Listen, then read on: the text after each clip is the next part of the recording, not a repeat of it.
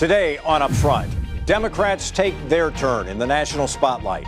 Next, the Wisconsin delegate who once supported Hillary Clinton, then Bernie Sanders, now Clinton again. Plus, Republican disunity, a conservative commentator on whether the GOP is facing a long-term divide after the Cleveland convention.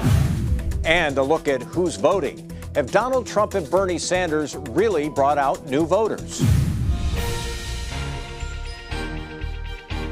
Covering the issues important to Wisconsin. This is Up Front with Mike Goucher. Hello again, everyone, and welcome to Up Front. One down, one to go. Democrats open their convention tomorrow in Philadelphia at the Wells Fargo Center. If Republicans are promising to make America great again, Democrats are vowing to make history by nominating and, they hope, electing the first woman president, Hillary Clinton. We're beginning our look ahead to the Democrats' convention with a delegate from Wisconsin, one of more than 90 from our state, who are going to Philadelphia. Former Democratic Lieutenant Governor Barbara Lawton backed then-Senator Clinton in 2008, but she switched her support to Vermont Senator Bernie Sanders this election cycle. Can Sanders supporters enthusiastically back Hillary Clinton? We're asking Barbara Lawton, who is at our Green Bay affiliate, WBAY-TV. Lieutenant Governor Lawton, it's good to have you back on the program. Let me ask you the question that we posed there. Can Sanders supporters enthusiastically support Hillary Clinton?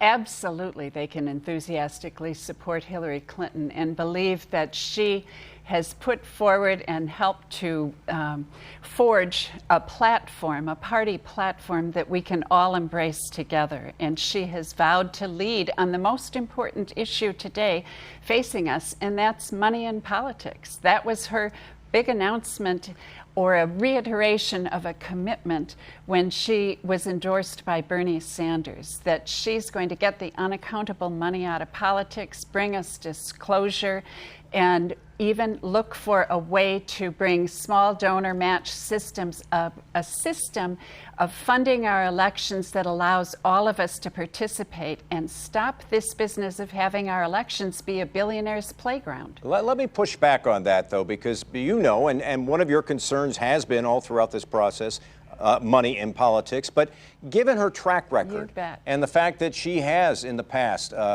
been someone who has taken large sums of money from various groups and from various individuals, how can you be confident that she's going to live up to the pledge that she made when she got the endorsement from Senator Sanders? Because it was already part of her platform and part of her run for office was fronting this issue of money in politics. She's played the game as it has been, and so has everybody else who's won and achieved office.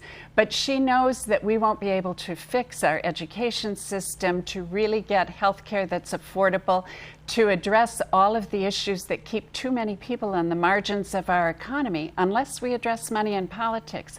Her commitment is strong. She articulated it in the most detailed way. I think that because Bernie Sanders brought a huge and vocal constituency to her, to win this election for Democrats, to make this the center of the Democratic Party platform, we can count on her leading that. Yeah, you were her campaign co-chair in 2008 in the state of Wisconsin. I was. And yet you supported Bernie Sanders this time around. Clearly, you felt he was a better choice than she was. Why was that? Because he was willing to put forward a bold agenda and give us the biggest vision that we can have for America. And Hillary Clinton believes in all of those things, but needed, I think, to have the confidence that the constituency was there. And Bernie brought that constituency to her, and she's prepared to lead this.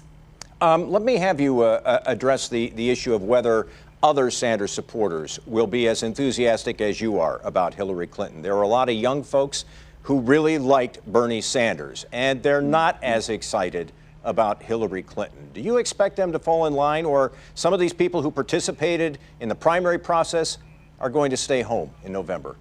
No, I expect more than for them to fall in line. I expect for them to be invited in and engaged at profound levels and empowered. And that's the big difference between Hillary Clinton's campaign and Donald Trump's campaign.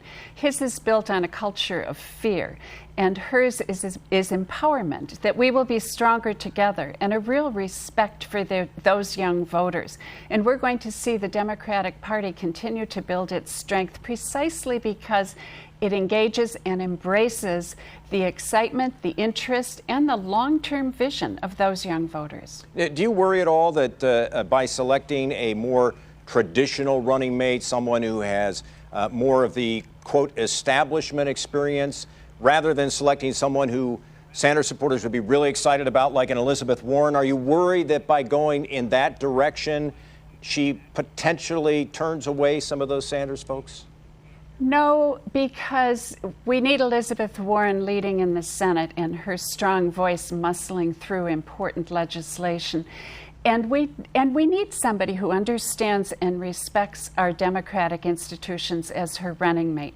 We saw with the Republican Party convention and Donald Trump's speech that he has complete disdain for democratic institutions. He said, "I know this system better than anybody else. Let me do it.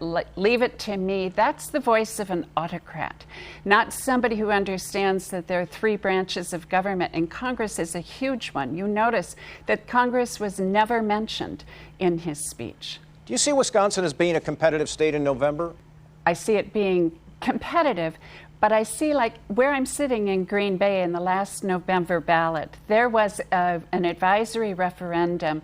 Do you want to overturn Citizens United? And 75% of the people voted yes, on a ballot that the majority voted to re-elect Scott Walker. I see Hillary Clinton pulling not only the Democrats together, but bringing those people who are really unsettled with the status quo, that understand if we have somebody who will address this issue of money and politics so that we can have honest representation, we will be a strong state for the Democratic Party. Former Lieutenant Governor Barbara Lawton, the Democrat, on the satellite from Green Bay. We appreciate your time. Thanks very much for being with us today. Thank you. My pleasure. Our editorial partner, WisPolitics.com, will have a Democratic delegate blogging from Philadelphia. You can read Superdelegate Jason Ray's posts in the Delegate Diary, part of the convention blog at WisPolitics.com. Donald Trump is now officially the Republican nominee. So what do the Never Trump Wisconsin Republicans do now? I'll ask one next on Upfront. Upfront with Mike Goucher, brought to you by the American Transmission Company and the Wisconsin Corn Growers Association.